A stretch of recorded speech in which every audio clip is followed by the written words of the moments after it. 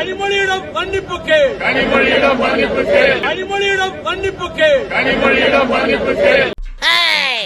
அண்ணன் வைகோ எதை சொல்லி திமுகவில இருந்து வெளியில வந்தீங்க? வாரிசு அரசியல் அங்க கலைஞர் தன் மகனை முன்னிறுத்துகிறார் அப்படி சொல்லிதான் வெளியே வந்தீங்க. தமிழ்நாடு ஃபுல்லா நடைபயணம் போனீங்க, பெரிய பெரிய போராட்டங்களை பண்ணீங்க, அத்தனையும் பண்ணிட்டு நீங்க இப்ப என்ன பண்ணிருக்கீங்க? திமுகவுல என்ன பிடிக்கல நீங்க வெளியில வந்தீங்களோ அதே வேலைதான் நீங்க பண்ணிருக்கீங்க. அவங்களுக்கும் உங்களுக்கு என்ன வித்தியாசம்? நீங்க வெளியில வந்ததுக்கான அர்த்தம் என்ன? உங்க மகன் வரும்போது வாரிசு நல்லா இருக்கு, கலைஞர் மகன் இருக்கும்போது வாரிசு நல்லா இல்ல. அப்ப எவ்வளவு சுயநலம், எவ்வளவு சுயநலவாதியா இவ்வளவு காலம் தமிழ்நாட்டு மக்களை ஏமாத்தி இருக்கீங்க. நீங்க மன்னிப்பு கேட்கணும். எதுக்கு மன்னிப்பு கேட்கணும்?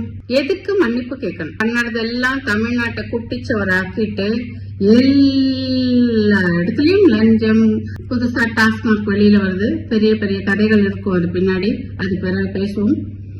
இந்த மாதிரி எப்பவுமே பண்ணதெல்லாம் அயோக்கியத்தனம் பண்ணிட்டு வாரிசுங்களுக்கெல்லாம் பதவிகள் எல்லாம் வாங்கறதுக்கு அப்படி இருக்கிற ஒரு கழகத்துக்கூட கூட்டணி சேர்ந்துட்டு நீங்க உங்க பையனின், உங்க குடும்பத்தின், உங்க வாழ்க்கைக்காக உங்க கட்சியே பழைய திமுகவிடம் அடமானம் வைத்துவிட்டு நீங்க மன்னிப்பு கேட்கணும்ன்ற பேச்சு பேசக்கூடாது. அந்த தகுதி உங்களுக்கு கிடையாது.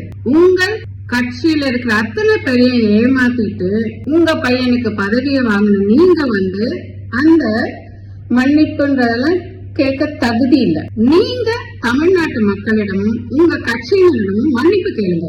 எனக்கு வாரிசு அரசியல் தான் வேணும், என் பையன் வாழணும், அதனால நீங்க எல்லாம் என்ன மன்னிச்சிடுங்கன்னு மன்னிப்பு கேளுங்க. ஒண்ணு தெரியுமா, பார்லிமெண்ட்ல கத்திட்டே இருக்காங்கல்ல மாறன், ரொம்ப தமிழ் பற்றுள்ளவர். நாளையில இருந்து அவர் குடும்பம் நடத்தும் அத்தனை சேனல்களும் மூடப்படும். தமிழ்ல ஒண்டிதான் இருக்கும், தமிழ் சேனல் ஒண்டிதான் நடத்தப்படும்.